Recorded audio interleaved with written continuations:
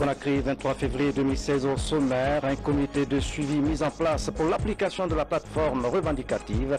C'est à l'issue d'une rencontre ce mardi entre l'Assemblée nationale et le syndicat. La pollution de l'environnement, la question préoccupe le ministre en charge de ce secteur. Aya Christine Sagno visite les unités de production pour constater les mesures prises contre ce phénomène. Issa Si est une étudiante en pharmacie, ni pied ni main, malgré son handicap. Issa Si refuse de se victimiser, incroyable mais vrai. Vous allez la voir dans ce journal. Mesdames et messieurs, bonsoir. Merci de votre attention et bienvenue dans cette édition. Deux groupes d'investisseurs reçus ce mardi par le chef de l'État, professeur Alpha Condé. Les entretiens ont porté sur le développement de l'hôtellerie et de l'énergie. Plusieurs autres sujets ont été abordés. Ibrahima Keïta, reportage. Ouvrir la Guinée au monde des affaires pour accélérer son processus de développement. Le président de la République, professeur Alpha Condé, en fait une de ses priorités. C'est dans ce cadre qu'il a reçu ce mardi en audience ces investisseurs qui sollicitent accompagner le gouvernement guinéen dans son programme de développement. Au cours de cette audience, le chef de l'État a expliqué à ces hommes d'affaires venus de l'Ouest African Development et du Bennett Group l'intérêt que la Guinée accorde aux investisseurs étrangers dans l'optique d'un partenariat gagnant-gagnant. C'est pourquoi, pendant les échanges, professeur Alpha Condé a insisté sur la vision stratégique du gouvernement. Une vision qui vise le bien-être socio-économique des populations. Ces deux groupes d'investisseurs ont rassuré le président de la République, professeur Alpha Condé, de leur volonté d'intervenir dans plusieurs domaines en Guinée, surtout ceux touchant directement l'amélioration des conditions de vie des citoyens. On a parlé des possibilités d'assister le gouvernement de Conakry dans sa mission de développement du pays. Nous, on est là à aider, c'est-à-dire comme associés, comme partenaires dans le développement. Plusieurs domaines sont ciblés par ces investisseurs qui sont déjà présents dans plusieurs pays à travers le monde. Nous allons intervenir dans différents domaines, qu'il s'agisse de l'hospitalité, ce qui veut dire dans l'hôtellerie, aussi dans l'énergie, et nous allons aussi nous investir dans le social. Pour nous permettre de pouvoir évoluer, nous attendons que le gouvernement nous soumette 3 projets. Et ensuite, une fois que ces projets nous seront soumis, nous allons les examiner. Et ensuite, une fois que nous avons examiné, c'est du soutien du gouvernement qui s'assure que les démarches, les choses sont facilitées pour nous permettant de rendre ces projets-là viables. Cette rencontre explique incontestablement le début d'un partenariat fécond entre le gouvernement guinéen, West African Development et Bennett Group, des hommes d'affaires disposés à mettre leurs compétences et leur expertise à la disposition d'une Guinée en marche vers le progrès socio-économique. Nouvelle rencontre ce mardi à Conakry entre le syndicat et l'Assemblée nationale. À l'issue des discussions, un comité de suivi a été mis en place. Sa mission, veiller à l'application de plateformes revendicatives. Ce comité est composé d'une vingtaine de personnalités, dont 5 syndicalistes. Sidi Tonno ne fait le point. Le protocole d'accord en son point 9 stipule la mise en place d'un comité de suivi et un chronogramme 48 heures après sa signature. La rencontre à l'hémicycle de ce mardi a permis la mise en place de ce comité pour le suivi des engagements pris lors des récentes négociations entre l'Assemblée nationale et l'intersyndicat. Nous sommes soulagés de voir que l'Assemblée prend à bras le corps sa position de garantie de ce protocole. C'est un cadre logique, quoi. On met là-dedans quel est le ministère responsable et aussi au niveau du syndicat, on mettra qui va suivre et l'Assemblée qui va suivre chaque dossier. Et la primature aussi aura son point focal qui fera le compte rendu régulièrement au Premier ministre pour savoir, attention, l'échéance de telle résolution arrive, il faudrait actionner sur tel levier pour éviter une autre crise. Nous fondons l'espoir que cela continuera et que les engagements pris par les différentes parties seront scrupuleusement respectés. Ce comité sera présidé par l'Assemblée nationale et est composé de toutes les représentations nationales. L'institution parlementaire engagée au premier rang pour un dénouement heureux de cette crise s'est dit déterminée dans l'accompagnement du processus. Nous sommes engagés auprès d'eux pour que et le gouvernement et le patronat et les syndicats, que chacun puisse faire son travail chacun pour ce qui le concerne, et nous mettons sur pied ce comité de suivi pour que, point par point, nous suivions déjà comment les choses vont se passer. Les regards sont donc tournés vers les différentes parties dans l'exécution correcte du chronogramme. Dans l'actualité encore, l'Union européenne et le gouvernement guinéen se sont accordés cette semaine sur la poursuite des réformes. La cellule créée à cet effet pour concevoir et réaliser ces réformes vient de faire son premier bilan à Conakry. Boubacar Ba a suivi la rencontre. En 2014, l'Union européenne et le gouvernement guinéen ont mis un programme d'appui pour toutes les réformes dans le secteur des finances publiques avec un financement de 12 millions d'euros par l'Union européenne. Ce programme, qui comprend 3 composantes, devrait permettre d'améliorer la gestion de la trésorerie, de bien tenir les livres comptables et de faciliter la mise en place de la Cour des comptes. Mieux, ce programme va aider à sécuriser les revenus intérieurs de l'État à travers le renforcement des capacités des directions des impôts et de la douane, de la modernisation de l'administration, Cour des comptes, inspection d'État, inspection des finances pour une meilleure gouvernance du système financier guinéen. Cette rencontre a permis de faire le bilan des réformes et d'identifier ce qui reste à faire. Nous sommes bien avancés sur un certain nombre de volets. Les différentes composantes des finances publiques bénéficient actuellement d'un important dispositif d'assistance technique, ça veut dire des experts qu'on a fait venir pour travailler avec les services guinéens pour renforcer leurs capacités. Nous sommes actuellement aussi en train de préparer un certain nombre d'appels d'offres pour des équipements ou travaux pour les services concernés et en préparation d'activités de formation. Dans les services de régie des recettes de douane et des impôts, l'assistance technique qui a été financée par le projet se déroule normalement pour permettre à l'État d'atteindre ses objectifs dans le domaine de la mobilisation des recettes et dans le domaine du suivi et du contrôle de la dépense publique.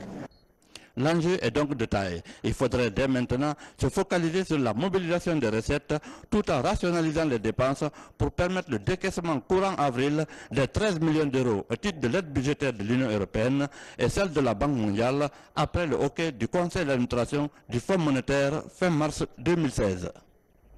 A précisé que l'Union européenne vient de décaisser 12 millions d'euros pour la Guinée. C'est le chef de délégation de l'Union européenne qui donne la nouvelle. C'est au cours de la première session du comité de pilotage du programme d'appui aux réformes des finances. C'est une nouvelle qui vient de tomber dans nos téléscripteurs.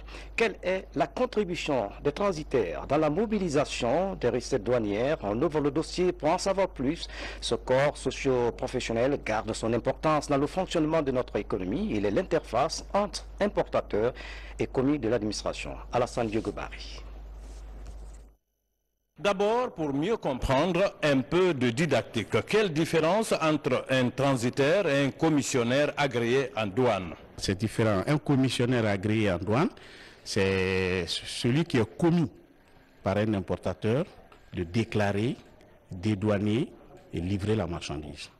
Par contre, le transitaire, il peut être consignataire et il peut faire le transit international. Regroupé dans différentes associations, ce corps socio-professionnel bénéficie auprès de l'État de certains avantages pour déclencher et suivre les procédures de trafic portuaire et aéroportuaire des marchandises. Les transitaires, nous sommes le trait d'union entre les importateurs et l'administration des douanes. Au jour d'aujourd'hui, tout ce qui est recette, tout ce qui est paiement des droits et taxes, passe dans la main des commissionnaires agréés en douane. Et nous félicitons très bien aujourd'hui notre activité parce qu'aujourd'hui il y a une modernisation de la douane qui nous permet d'aller vite dans l'exercice de notre profession.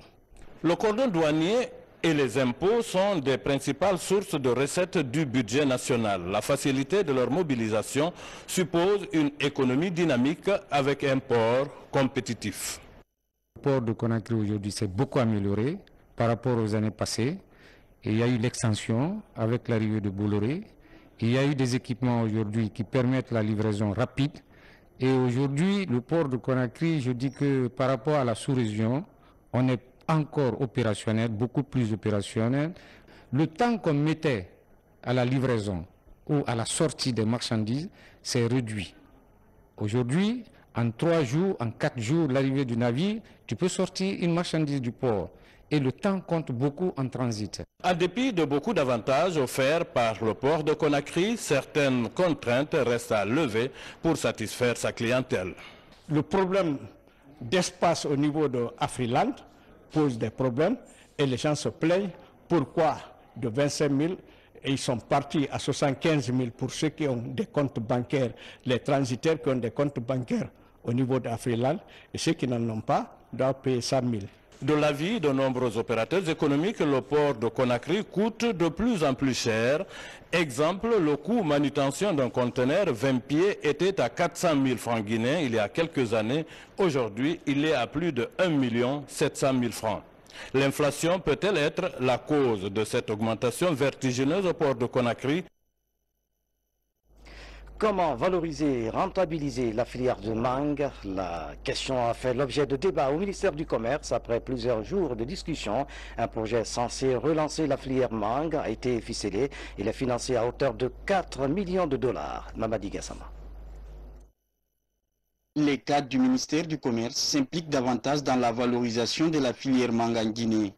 Après plusieurs jours d'études, l'heure est à la restitution du rapport du projet de compétitivité de la mangue guinéenne. Toutes les institutions publiques et semi-publiques sont très convaincus par la mise en place, par la nécessité de mise en place d'un système d'intelligence compétitive. Cela veut dire identifier, rechercher, traiter, analyser et rediffuser toute information stratégique qui permet justement de développer le commerce de la mangue guinéenne à l'international. La première phase du projet va toucher les préfectures de Kindia, Télimilé, Kankan, Sigiri et Mandiana. À travers ce projet, le gouvernement guinéen entend valoriser la filière mangue dont le pays est l'un des grands producteurs, mais perd les 2 tiers faute d'infrastructures industrielles. D'ici 5 mois, 6 mois, si Dieu veut bien, on va avoir un projet, on va avoir des unités Kankan et Kina aussi, qui sont opérationnels. Donc le projet lui-même est fini en 2017. Pour un coût global de 4 millions de dollars US, ce projet, une fois mis en œuvre, va générer des valeurs ajoutées à l'économie en créant plus d'emplois. Remise d'outillage agricole et de semences au groupement féminin de Mamou, c'est un geste du projet d'appui à la gestion intégrée de la malnutrition chronique en Guinée. Cette action devrait aider les femmes à développer les activités agricoles pour approvisionner les marchés en légumes.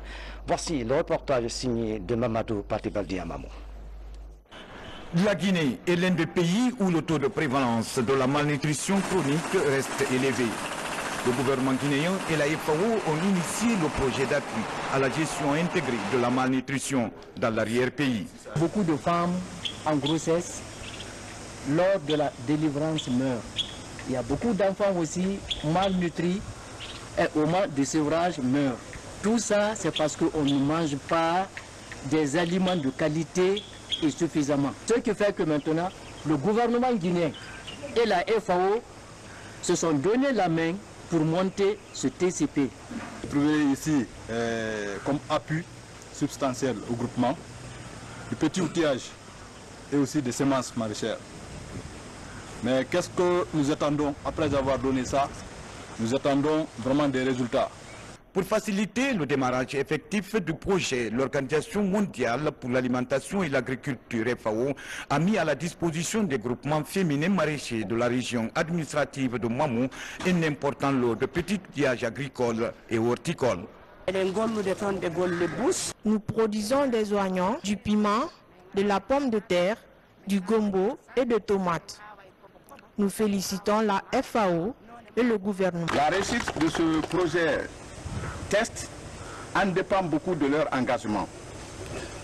Plus qu'ils s'engagent, plus qu'ils produisent beaucoup avec des qualités de semences dont nous avons maintenant à notre possession, plus nous pourrons, dans un bref délai, lutter efficacement contre cette malnutrition chronique.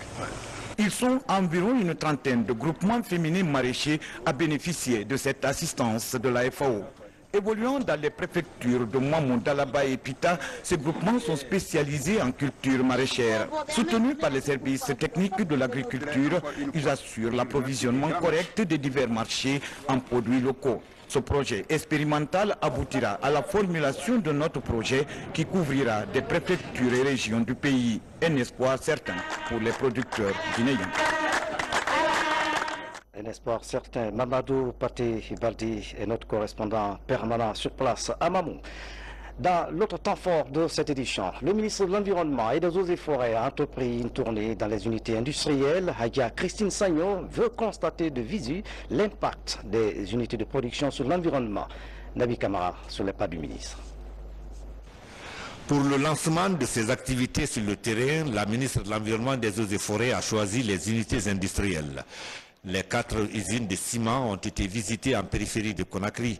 Hadia Christine Sagnon est venue évaluer l'impact environnemental et social de ces établissements classés à Kagbelin et à Sofonia, en compagnie de certains cadres de son département et les différents responsables de ces installations.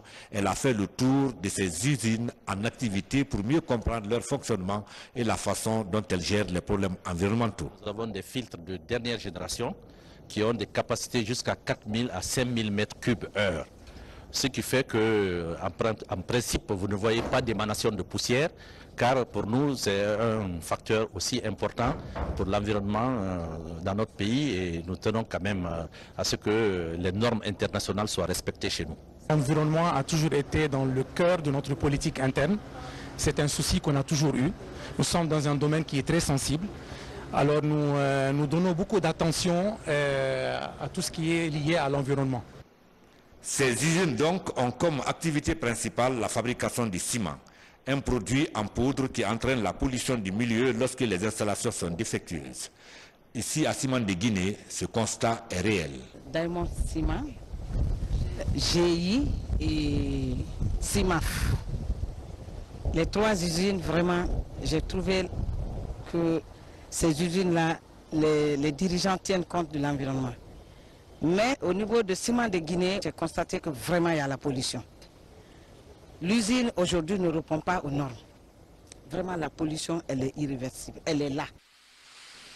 Sous peine de se voir fermée, la ministre de l'Environnement, des Eaux et Forêts donne un moratoire de 2 mois à Ciment de Guinée pour corriger le désagrément qu'il cause aux populations de sa zone d'implantation.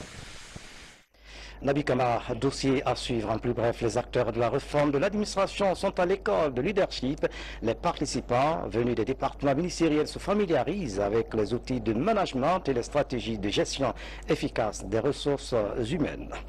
Dans l'actualité encore, le ministre d'État à la Sécurité a enclenché une vaste opération visant à faire l'état des lieux de tous les services de police de la capitale.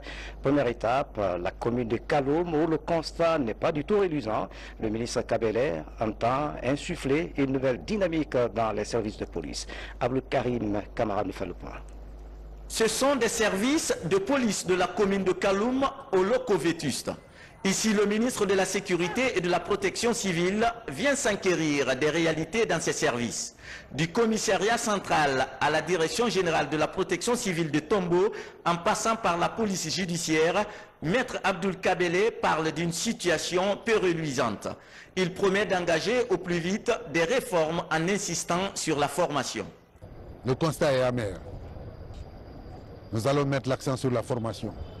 Mais je dis bien que nous allons encore mettre l'accent sur la formation. L'équipement va être programmé parce qu'on ne peut pas tout faire en un seul jour. Mais j'ai dit que c'est une responsabilité collective parce que la faute est collective. La police s'est laissée aller. Maintenant, il faut retrousser les manches, travailler en parfaite synergie avec tous les acteurs, tous les services, pour redonner confiance à la population guinéenne, dont la protection est, quant à leur personne et quant à leurs biens, devra être assurée, et la police et la protection civile. Une autre zone d'ombre au tableau de la police, et pas des moindres, est la concentration des effectifs dans la capitale. Pour le ministre, cela doit être banni. On ne peut pas expliquer qu'il y ait dans les registres du ministère de la Sécurité et de la Protection civile, n'est-ce pas, 13 000 et quelques fonctionnaires de police, et que sur les 13 000 et quelques fonctionnaires, 11 000 et quelques soient affectés à Conakry. La sécurité, c'est pour l'ensemble du territoire national, c'est pour l'ensemble des Guinéens. Le jour où un arrêté sortira pour équilibrer la gestion du personnel, personne ne devra se plaindre. Vous êtes appelé à servir à Yomou, vous irez à Yomou. Dans la commune de Kaloum, bon nombre de commissariats vont bientôt être délocalisés sur demande du patrimoine bâti public à cause de leur emplacement. Une police de proximité est aussi en projet. Dans l'actualité encore, la Guinée dispose désormais d'un logiciel d'enregistrement et de marquage des armes à feu. Il a été offert par le Centre régional de lutte contre les armes légères d'Afrique centrale. La remise de cet équipement a eu lieu au bataillon spécial de Conakry, suivi d'une formation axée sur l'utilisation de ce logiciel. Adjudant Siko Kamano, correspondant de la presse militaire. Longtemps attendu, il est enfin obtenu. Le logiciel d'enregistrement et de marquage des armes est désormais entre les mains de la Commission nationale de lutte contre les armes légères, un don du Centre régional de Rexa en faveur de cette structure nationale. Pour s'approprier de ce logiciel, une formation est initiée. Elle regroupe une vingtaine d'officiers et de sous-officiers des forces de défense et de sécurité. And the main purpose was to train... Nous sommes ici pour former la Commission nationale de lutte contre la prolifération et la circulation illicite des armes légères et les forces de sécurité dans l'utilisation du logiciel personnalisé afin que les armes qu'ils ont pu marquer ou qu'ils pourront marquer à l'avenir soient enregistrées And we are also donating the same equipment to the National Commission. 2 jours durant, ces militaires et paramilitaires ont été formés aux techniques d'enregistrement, de suivi et de transfert d'armes. Une manière de lutter contre la prolifération. Si une personne sait que son arme est marquée, on peut tracer l'arme qu'il a, il ne peut pas se permettre de donner l'arme à n'importe qui pour en faire un usage dont il ne faut pas. Selon les Nations Unies, 600 millions d'armes légères circulent dans le monde. L'obtention de ce matériel devrait inverser la tendance dans le pays. Il est important pour nous d'essayer de reconstituer la base de données concernant d'abord les armes licites qui sont détenues par les forces de défense et de sécurité. Ensuite, de procéder, comme je l'ai dit, au contrôle des armes illicites qui circulent dans notre pays. D'où l'intérêt du marquage et de l'enregistrement des armes. Dans les jours à venir, la Commission nationale de lutte contre les armes légères entend constituer une base de données pour un meilleur contrôle des armes. Après Conakry et Koya, les spécialistes de géoservices se sont rendus à Bokeh. Objectif informer et sensibiliser les populations sur les enjeux des études géotechniques avant la construction des gros ouvrages. Ces techniciens conseillent des études de faisabilité en vue de garantir l'investissement. Les précisions dans ce reportage de Sekou Fernando. L'aménagement du territoire reste un vrai casse-tête pour l'État et pour les particuliers. Les agglomérations guinéennes accroissent en dehors des normes requises.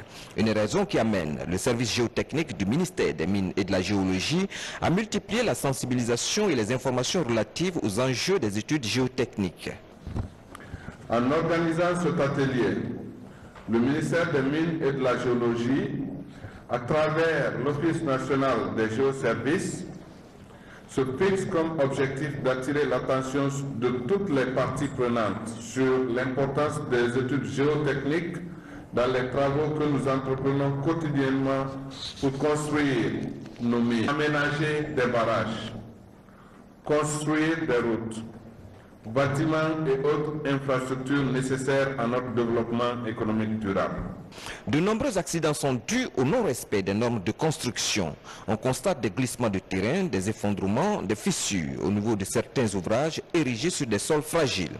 À l'image de ce bâtiment construit dans la cité des fonctionnaires à Kourissa. Il s'affaisse dangereusement chaque jour un peu plus. Les grandes constructions, il faut forer jusqu'au niveau de la roche-mère pour avoir la certitude que oui, la fondation est solide et c'est ce qui va retenir toute la construction avec tout son poids.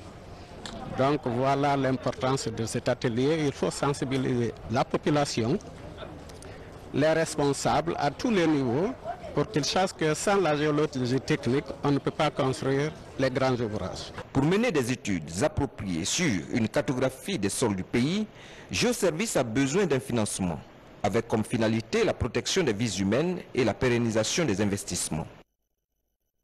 SOS en faveur de Kolan-Koulan dans la préfecture de Bofa. Ses habitants sont éparpillés dans les différentes localités de Tounifili. Je vous le disais hier, depuis l'éboulement qui a fait des morts et des dégâts matériels importants, les survivants cherchent des fonds pour reconstruire leur village.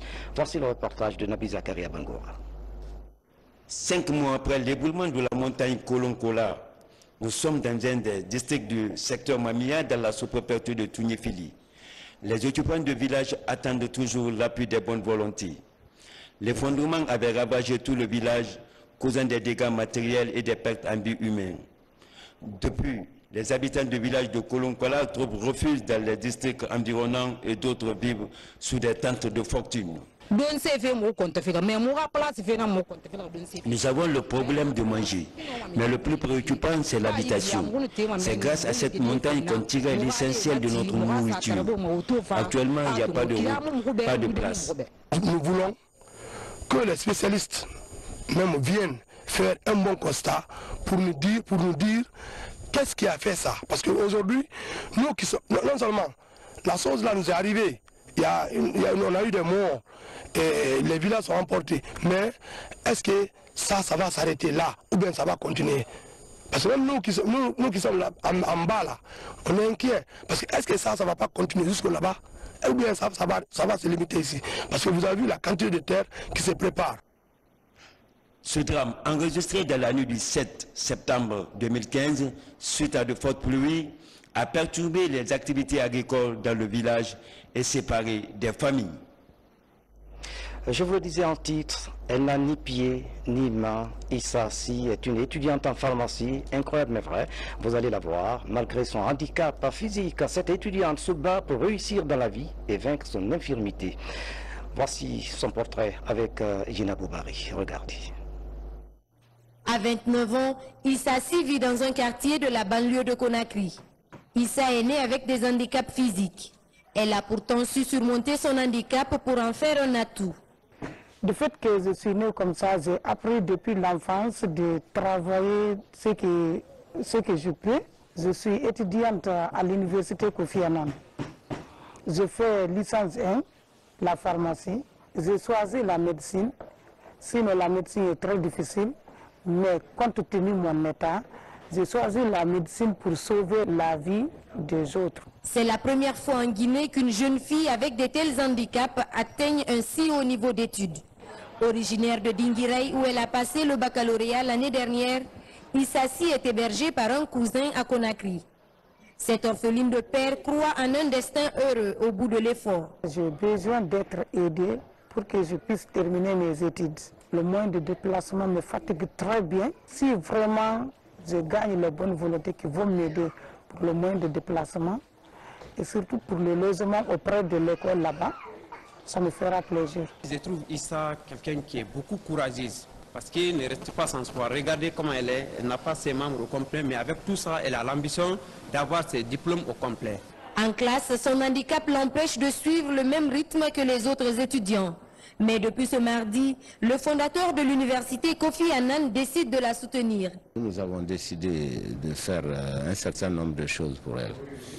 D'abord, nous allons la faire prendre des cours d'informatique, lui acheter un ordinateur portable et surtout mettre un certain nombre de logiciels, notamment 2 logiciels importants. Le premier permet de prendre note, d'écrire juste avec le son. Le deuxième logiciel permet de faire la lecture.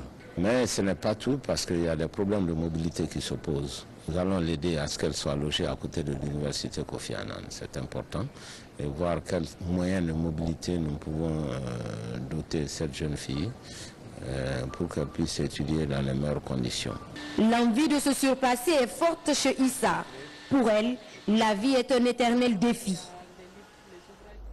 Gina Boubari, merci pour ce reportage. Un nouveau centre de formation pédagogique à Conakry, c'est une initiative du complexe scolaire protestant d'Antafassa. Ce centre vise à doter les enseignants des compétences requises pour une formation de qualité.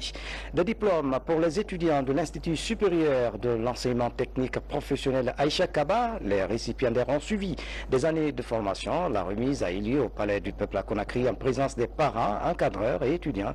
Reportage Moussa Mikini, Tierno Younoussaba. Cette cérémonie marque la fin du cursus universitaire. Ces étudiants sont des produits de l'Institut de formation professionnelle supérieure de l'enseignement technique.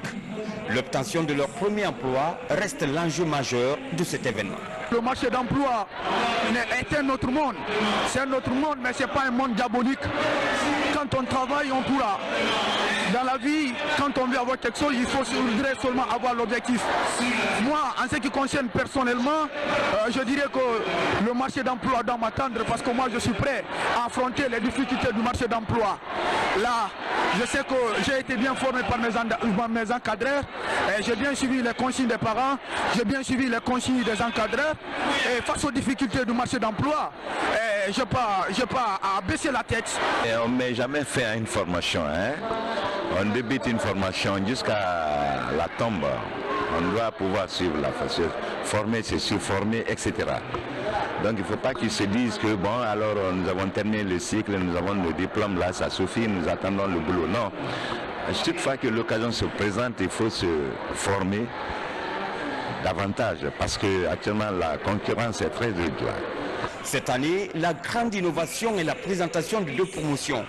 La promotion 2014 porte le nom de Feu Alassane Conté, ancien coordinateur de dites écoles. Quant à la seconde, le nom a été attribué au général Ibrahima Baldé du haut commandement de la gendarmerie nationale.